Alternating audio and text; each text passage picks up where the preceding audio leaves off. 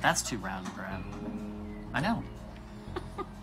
I assume you know. I don't think I'm telling you anything I don't think you know. No, that was more of a that was like an affirmative agreement. I know, right?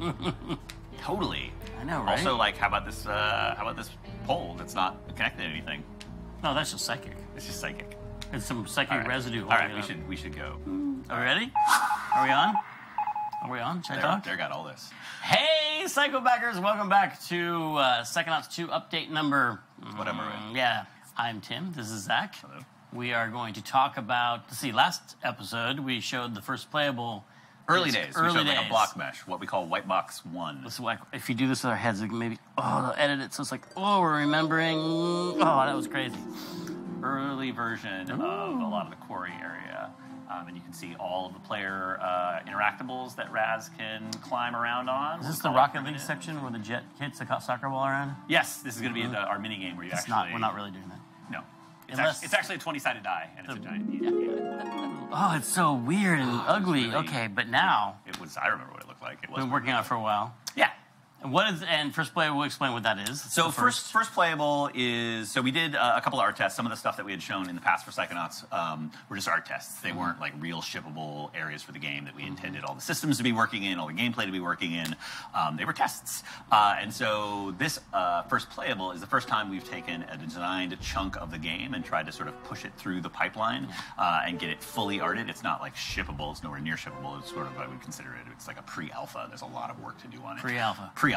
So not final. Not final. final. Not what? Is it final? We're shipping it. We're basically done, everybody. Thanks for... No, it's pre-alpha, so there's a bunch of work to even be done before we decide that it's not good enough to then have to have a bunch more work done on it. But it is sort of represents all of the gameplay systems, all of the art, and a few more new things. We finally got some cutscenes up and running and characters up and running, all in one place, and you can play through it. And it's about an hour and a half of content, depending on how careful you are going through everything. And we're able to actually play test that and get some more feedback to help drive how we're going to change how we make levels in the future, and how we might change our gameplay. So it's been a really good thing. Awesome. Let's check it out. All right, let's check it out. So nothing is final. Nothing is, you can zoom in right in there. Work in progress. May contain bugs. And unfinished content. I'm going to wager they are bugs. There might be bugs. See if you can spot them at home. Okay. No. Tight ropes. Look at that. Look at you platforming. Look at this platforming. Look at all this platforming. We actually, maybe we could even show off some new moves in here. We've got our trampolines, we've got our jumping, we've got our double jumping, we've got that, H-poles. I think kids have been doing acrobatics on here before. It's not safe to leave all these rocks around. No, it's not. They're ankle twisters. And we Side challenge markers. Side challenge markers. We haven't decided what our new pickup instead of side challenge markers are, so there are those in the game, and you can level up. Intern, completion. Cards. Yeah, we gotta figure that one out. Got our old ball friend back. Ball friend.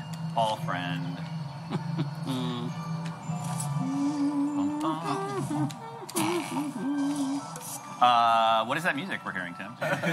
I had an idea that Psychonauts should have music in it. Yeah. Great. Kind of a big idea. Yep. Step one, we should have music. That is Peter McConnell, an outdoorsy piece we made. We gave him the code word hopeful exploration. Hopeful exploration. That's write that down. Hopeful exploration. And also kind of national park, kind of Copeland. You said the word Copeland a lot. Yep. It was meant to be awe-inspiring. They put it up on a pedestal, and you're looking at this Jurassic Park. The literal Jurassic Park. Well, and also... Yeah, but are we supposed to feel like maybe the Psychonauts institution is not benevolent? It's not that it's not benevolent, but it's definitely a theme that how it changed, and it's not Ford's vision. We talk about how Ford was kind of seeing it as, we talk about a NASA for space, for the mind. It's just peaceful exploration of what is the human mind, what is at the core of our consciousness and all that, and what are the potentials for unlocking that, what can human minds do. And then they're well, you could defeat our enemies overseas, but this is also a chance to show how that's not sustainable. It's more sustainable to be interested in, human potential. Very cool. Yeah, I'm excited. Yeah, me too. This is... I have no idea what I'm going to do. Yeah, right now it's just on loop through the whole thing, so it's a little in your face, but it is meant to sort of the grandeur and awe of this large area. Because this is a really big explorable space for Psychonauts, kind of way, way bigger than the first game. I see tons of places to climb to that I want to go. Yep. And this is kind of where this is in the game, is the first point where you... Tree. Oh, yeah, I love the tree. The tree's my favorite part.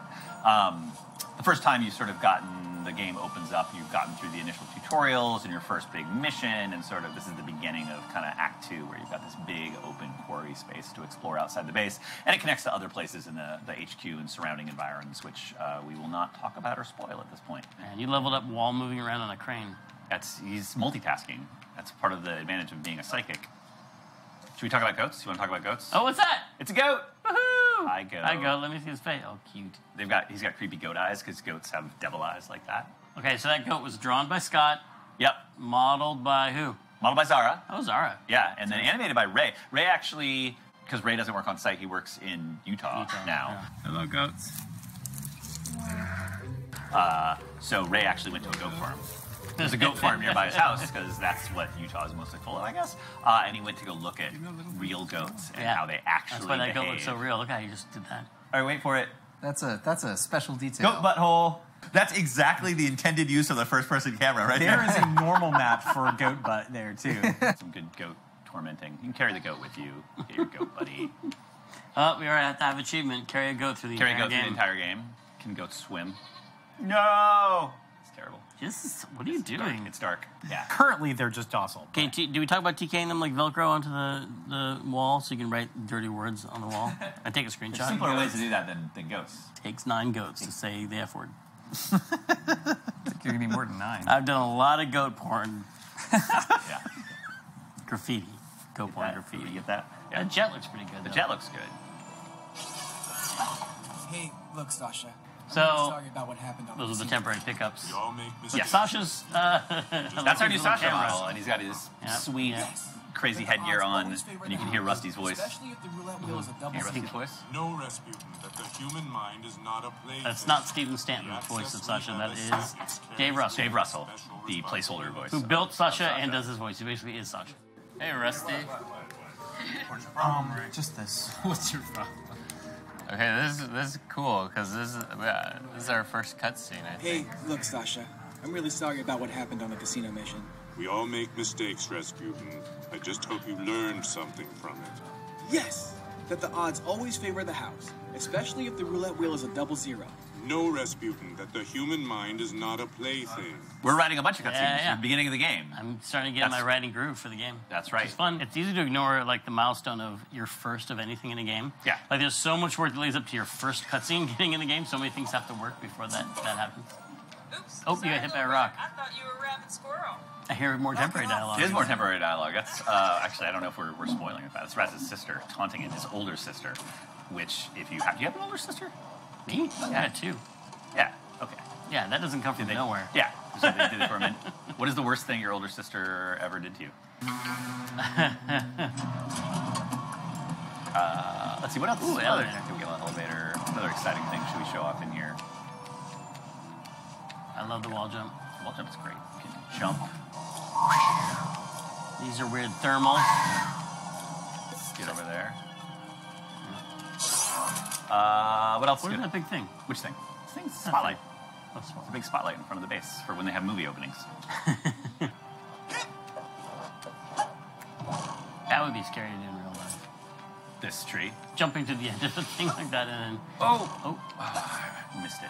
Because I was thinking of something I was going to say. It's one of the things we've been talking about in general, just our level design, is the concept of precarity of, like, one of the things that makes a platformer work is making it feel like you have a very, very long way to fall. That you've climbed a long way, and it's really dangerous, and, you know, the action of jumping between two platforms that is a foot off the ground versus... Stakes. Yeah. Versus hundreds of feet off the ground climbing into this tree way up here. So that you're rewarded with another You goat. must choose What's up, goat or side challenge marker. Show off a little combat. Oh, sensors. What should we do to him? Burn them. Okay, let me grab a rock. Grab a rock. That guy with a rock. Oh my gosh. I got Can you myself paraglide over the fire because it creates an updraft? Yeah, we're just going to add in everything that is in Zelda. Whatever, or Zelda or whatever the last game is I played. Let me go stand somewhere so we can talk about production updates from somewhere that's pretty. There's a nice pretty spot right there. Okay. I don't know. That's a lot of great progress on the first playable. It is a solid foundation. It has informed kind of our metrics for a lot of the rest of the production, and was a super fun thing for the whole team to play. But it's kind of nostalgic playing this because I feel like, I'm playing a Psychonauts game again, which, of course, is the goal. There's a lot of stuff to do. It's a very full experience right now. Like, everywhere you go, there's like another path, which is kind of overwhelming, but I think it's good overall. So I'm trying to give it a little more. What the was that? Yeah, actually. So I've usually just like looked at little bugs in like little corners, but this is the most hands-on. It's pretty fun, actually. I'm not gonna lie. It's not bad. I think having the Psychonauts music playing in the background helps. But it's pretty crazy to be playing a new level because it's so many new people, that haven't done most of this before. But then I remember that none of us had done it before either, for the first game. So I think we'll pull it off. Yeah. That's awesome. And from now, we've got a lot of stuff going on. So basically, the team working on the hub is sort of resting on this area for a while, and they're going to be working on all of those areas that look like big giant bricks. Because the whole outside hub for Psychonauts 2 is going to be quite large, plus the inside of the base. This is like the footprint of the hub. This is a lot of stuff to do, But that's video games. You just take it one level at a time. We're probably going to compress all of this. This will probably stay roughly the same, but we might just push some stuff around a little bit. And then meanwhile, we've been kicking off Brains, which are in hot and heavy production right now. What do you think of the Brains so far? They're really cool. Are you excited about the Brains? Yeah. We're probably not going to show those for a while because they're secret and cool. We want you to discover them like Christmas morning when you play the game. The surprise is part of the super fun part of it. It's the twists and the turns and so showing some of the outside world, but the inside world, it'll be secret for a little while longer. But we've got a bunch of Brains in development right now. Every new one we do is better than the last one. This looks so cool. They're so cool. That is fantastic. But wait, there's more. So this is the first test we did of that, which is like a 3D projected onto it. And we'll see where all that goes. It's like Waterloo times 10. This one. Later, I'd love to see that. Like, just head over to your desk and just see that. That's amazing. Swing back. I love that. Yeah, so really trying to push Good stuff. on the levels having like super unique visual identity and some interesting gameplay shticks and change-ups and things like that, which I feel like we're starting to hit our stride on that after just like learning what it is to make a brain in Psychonauts again. So that's good. And so our first playable was the last really big milestone, and the one that we're doing next is more of a playthrough milestone. So we're getting a whole bunch of the game up to what we call representative white box level, which is not as good looking as this, but not as bad looking as the last time we showed this. So you'll be writing all the cutscene scripts for that. And we'll get those stubbed in, and we'll have all of the layout and gameplay in, and you'll actually be able to play through kind of the first third of the game, which is great because sort of the goal is to get that whole thing up and running as soon as possible so we can actually do pacing editing and writing editing and sort of figure out what the whole thing feels and plays like, and not have that come together in the last months of production, which is something that often can happen in games where you don't actually get to play your whole story or your whole gameplay until it's almost shipped, and then you're like, woo, those things we should have done different. So we're going to have that done earlier. Well, that's awesome, Zach. Thank you for showing us all that. And that's it for this update. Next time, we'll take a deeper look at something cool like characters. New characters. Awesome. New characters for the game. Thanks for watching. Thank you.